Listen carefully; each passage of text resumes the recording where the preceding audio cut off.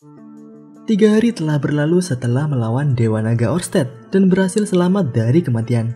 Dead End pun sudah memasuki area kerajaan Asura. Tujuan semakin dekat. Saat ini, Rudy juga sedang berlatih teknik yang dimiliki oleh Orsted, yaitu teknik menetralkan sihir. Nah, di video kali ini, kita akan membahas alur cerita kelanjutan Rudy setelah berlatih. Seperti apakah pembahasannya? Langsung saja kita mulai. Let's check it out. Sejak kejadian mengerikan melawan Orsted, Aerys menjadi semakin dekat dan khawatir dengan keadaan Rudy, dan juga mengenai kekuatannya sendiri yang tidak cukup kuat. Sedangkan untuk Ruijet terlihat semakin pendiam. Rudy yang mencoba berbicara dengan Ruijet kemudian ditanyai sebuah pertanyaan yang mengganggu Ruijet, yaitu mengenai Hitogami. Ruijet penasaran karena kata Hitogami adalah yang membuat Orsted menyerang Rudy. Rudy kemudian menjelaskan yang sebenarnya mengenai Hitogami dan juga mengenai kutukan yang ada pada Ruijet. Ruijet ternyata tidak tahu mengenai kutukan ini.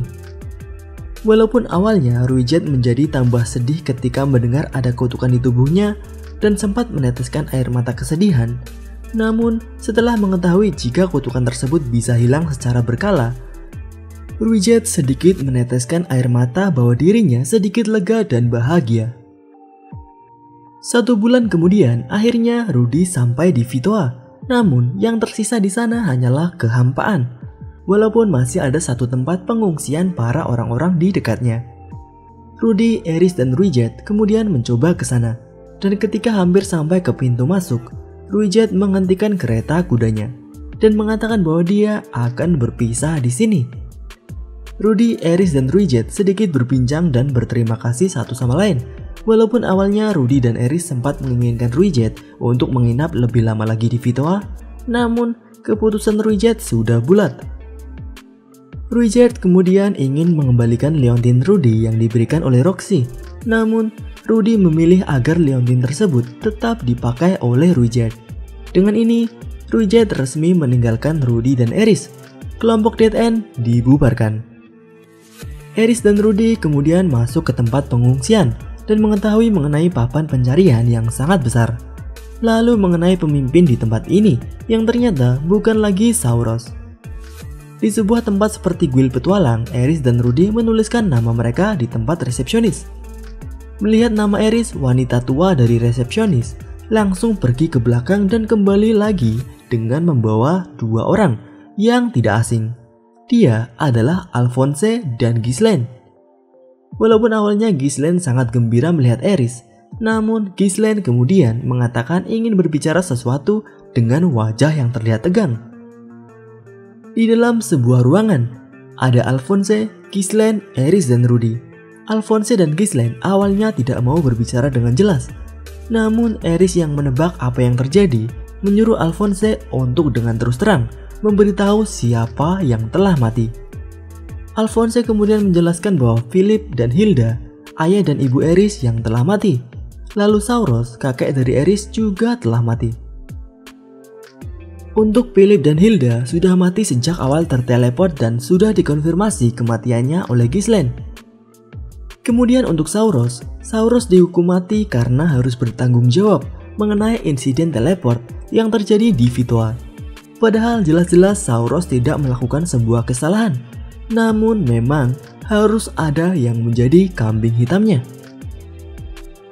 Aerys yang mendengar mengenai berita-berita ini memang tidak menangis maupun berteriak. Namun, Aerys hanya menggenggam tangan Rudy dengan sangat keras, seperti halnya ingin meluapkan kesedihannya. Kemudian ada berita lainnya yang ingin disampaikan oleh Alphonse, yaitu mengenai Aerys yang ternyata akan dijadikan selir dari Piremon Notos Greirat, yang sebenarnya adalah paman Aerys sendiri. Mendengar ini, Ghislaine sangat marah dan ternyata tak mengetahui akan hal ini. Ghislaine dan Alphonse kemudian bertengkar. Sedangkan untuk Aerys hanya berdiam diri saja. Setelah beberapa saat, Aerys akhirnya membentak Alphonse dan Ghislaine untuk berhenti bertengkar. Dan Aerys mengusir semuanya dan ingin untuk ditinggal sendirian terlebih dahulu. Rudy yang telah pergi dari ruangan dan membereskan ruangan kamarnya dan kamar Aerys di sampingnya, Rudy kemudian pergi ke tempat papan pengumuman yang berisikan orang-orang yang hilang dan meninggal. Di situ, Rudy sempat menemukan nama Sylvie yang menghilang dan ternyata masih hidup. Namun Rudy tak bisa menghubungi Sylvie karena tidak diketahui di mana keberadaannya.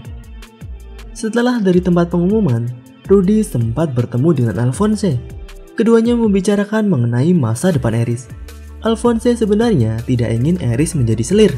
Alphonse menanyakan kepada Rudy, apakah bisa Rudy dan Eris pergi kabur dari Vitoa. Namun Rudy tentu tak bisa menentukan hal ini dan merasa Eris sendirilah yang harus menentukannya.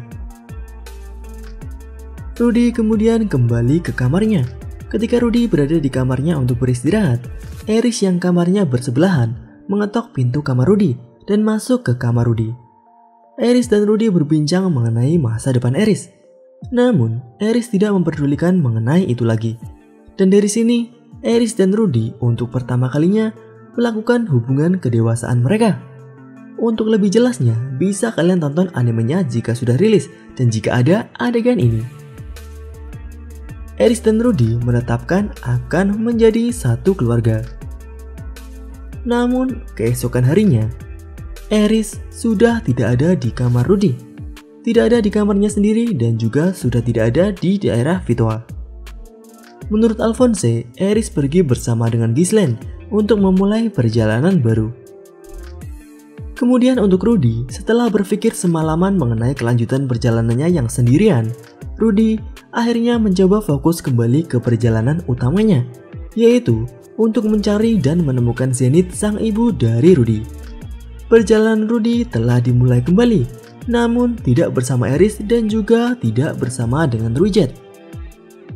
Nah, bagaimana menurut kalian? Apakah Rudy akan menemukan teman-teman baru dalam perjalanannya dan kembali bertemu dengan Eris dan Ruijet? Dan yang paling utama adalah apakah Rudy bisa menemukan Zenith Greirat? Tuliskan pendapat kalian di kolom komentar. Itu saja pembahasan kali ini. Jika kalian ingin pembahasan mengenai Mushoku Tensei selanjutnya, tuliskan pembahasan seperti apa yang kalian inginkan di kolom komentar dan mungkin akan kita bahas di video selanjutnya. Dan jangan lupa klik like jika kalian menyukai pembahasan kali ini dan klik dislike jika tidak menyukainya.